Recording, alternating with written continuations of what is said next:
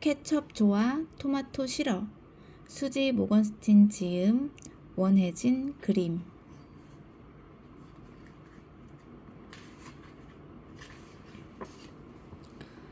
여러분은 못 믿겠지만 1학년 남자애 중에는 아직도 여자친구를 좋아하는 애들이 있어요. 하지만 케빈은 달라요. 케빈이 세상에서 제일 좋아하는 건 케첩이죠. 학교 식당 아줌마들이 케빈에게 아기 때 젖병에 케첩을 넣어 먹었느냐고 놀릴 정도라니까요. 케첩을 치지 않으면 케빈은 어떤 음식도 먹지 않아요. 당근 샐러드에도 케첩을 뿌리고 마요네즈를 얹은 찐달걀에도 케첩을 얹고 시금치에도 케첩을 묻혀서 먹죠. 케빈은 피자에도 케첩을 뿌려요. 아주 어쩌다 급식에 초코 슈크림 과자가 나오면 케빈은 안에 든 초코 슈크림을 빨아먹고 나서 과자 위를 혀로 핥은 다음 그 속을 케첩으로 채운답니다. 이러니 케빈이 미스터 케첩으로 불리는 게 당연하죠. 그런 케빈이 세상에서 제일 싫어하는 게 있는데 바로 토마토예요. 토마토는 케첩을 쳐도 절대 입에 대지 않는답니다. 음식에 토마토 비슷한 것이 조금이라도 들어있으면 아예 밥을 먹지 않겠다고 딱 잘라 말하죠. 그리고 어떤 음식이든 먹기 전에 늘 똑같은 질문을 한답니다.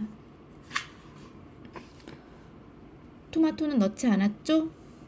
어느 일요일 집에 있던 케빈은 배가 고파서 부엌으로 갔어요. 케첩을 친 맛있는 쿠스쿠스, 좁쌀 모양의 굵은 밀가루를 찐 다음 고기와 채소를 넣은 국물을 얹어 먹어요. 북아프리카의 아랍인 전통 요리랍니다. 쿠스쿠스를 먹을 생각이었죠. 그런데 평소와 다르게 엄마가 바빠서 정신이 하나도 없는 거예요. 조리대 위에는 토마토가 수북이 쌓여 있고요. 엄마, 토마토가 왜 여기 있어요? 케빈, 어쩌면 좋지? 오늘 가게들이 다 문을 닫아서. 그래서요? 우리 귀염둥이. 아이, 엄마, 어서 말해봐요. 그래. 케찹이 똑 떨어졌단다. 늘 몇 병씩 미리 사두는데 이번에는 깜빡했지 뭐야. 맙소사. 케빈은 정말로 하늘이 무너지는 것만 같았답니다. 걱정 마 우리 귀염둥이. 엄마가 케첩 만드는 법을 아니까 금방 만들어줄게.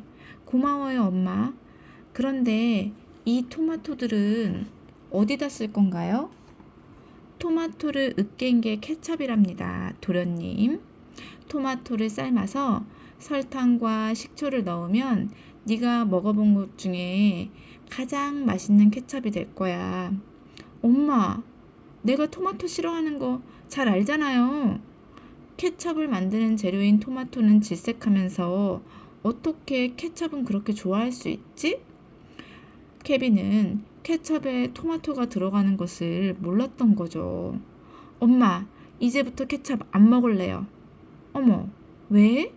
그래도 넌 케첩을 좋아하잖아. 이젠 달라요. 토마토 싫어하니까 이제 죽을 때까지 케첩은 한 방울도 안 먹을래요. 케빈은 가만히 생각해 봤어요.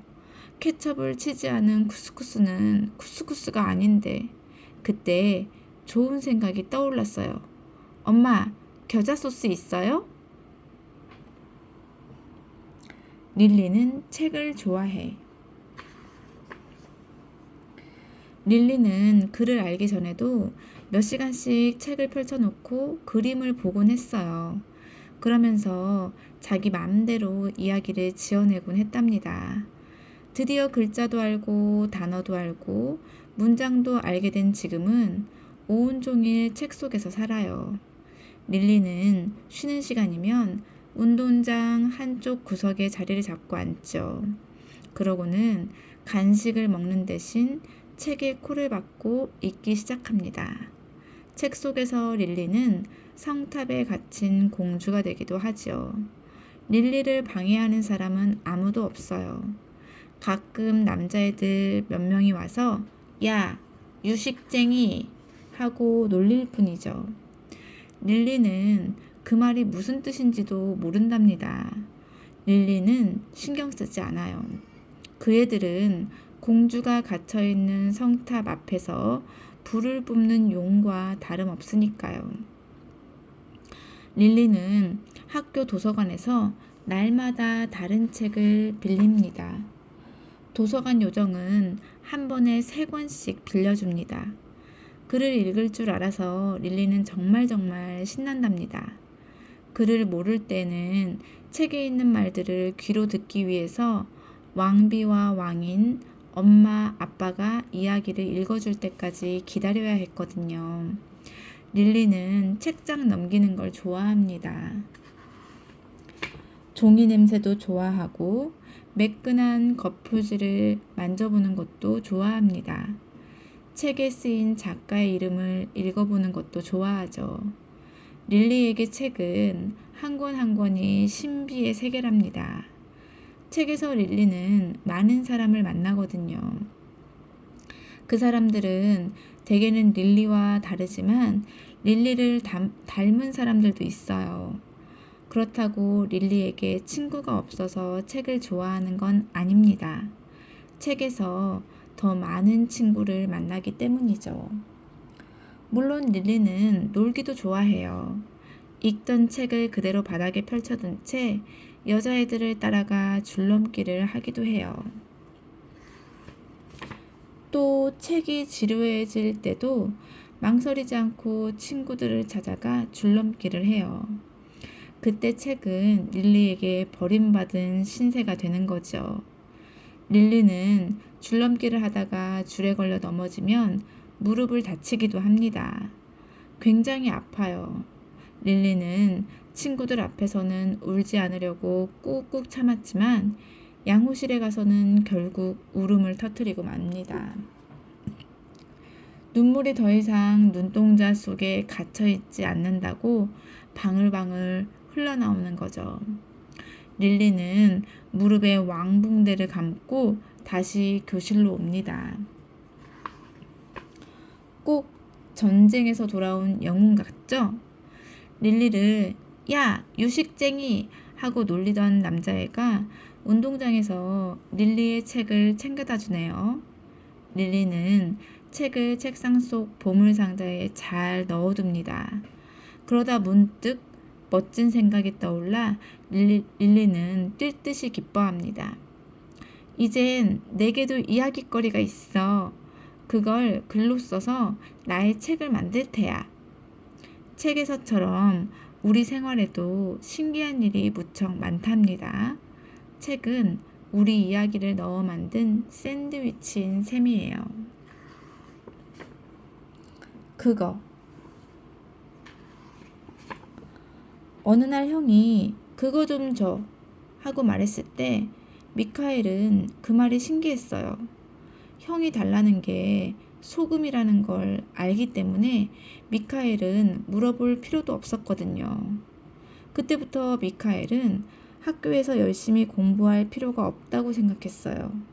선생님은 책을 읽어가면서 낱말에 관한 얘기를 해주고 낱말을 많이 아는 방법에 대해서도 가르쳐줍니다. 하지만 모든 낱말을 그거로 대신할 수 있다면 미카엘은 굳이 낱말 공부를 할 필요가 없다고 생각합니다. 선생님이 말했어요.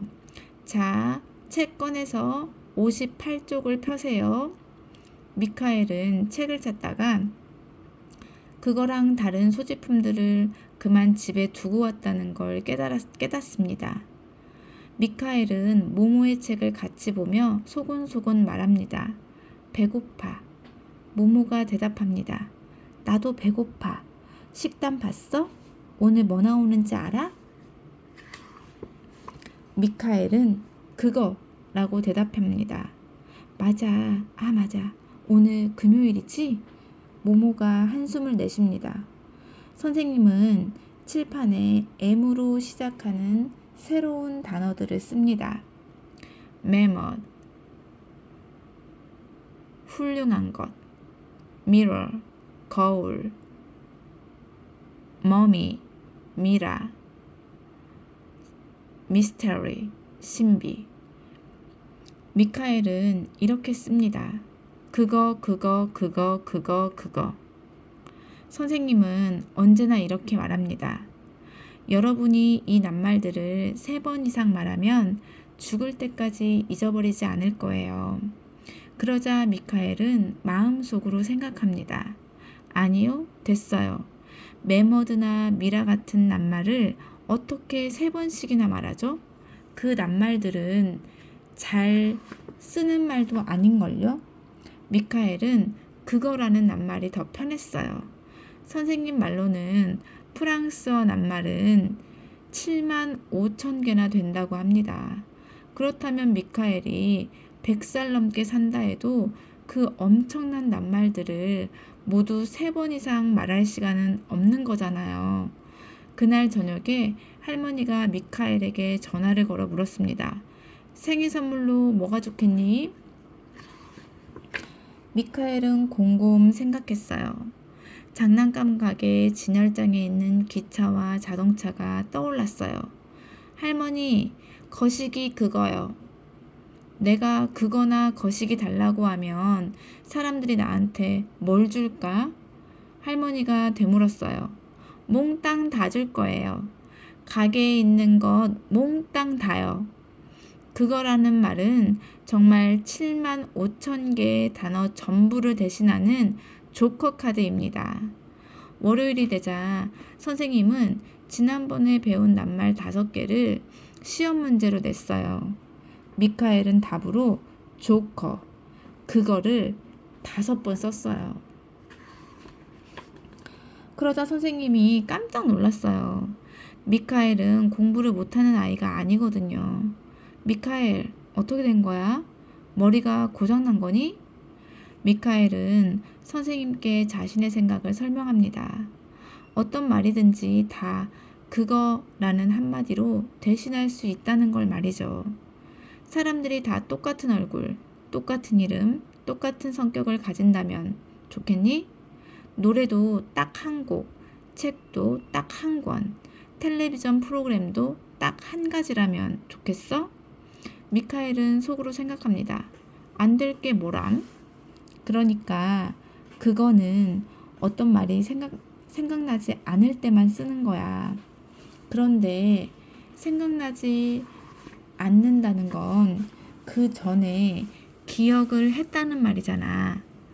노인들이야 가끔 기억에 구멍이 나면 그때 그거라는 말을 쓸 수 있는 거야. 선생님이 자세히 설명해 주셨어요. 미카엘은 어른이 채 되기도 전에 노인이 되는 건 싫었어요. 선생님, 그래도 낱말 7만 5천 개는 너무 많아요. 머릿속에 그걸 다 기억할 만한 자리도 없을걸요? 걱정하지 마, 미카엘. 단어들이 조금씩 자리를 좁혀서 공간을 만들어 준단다.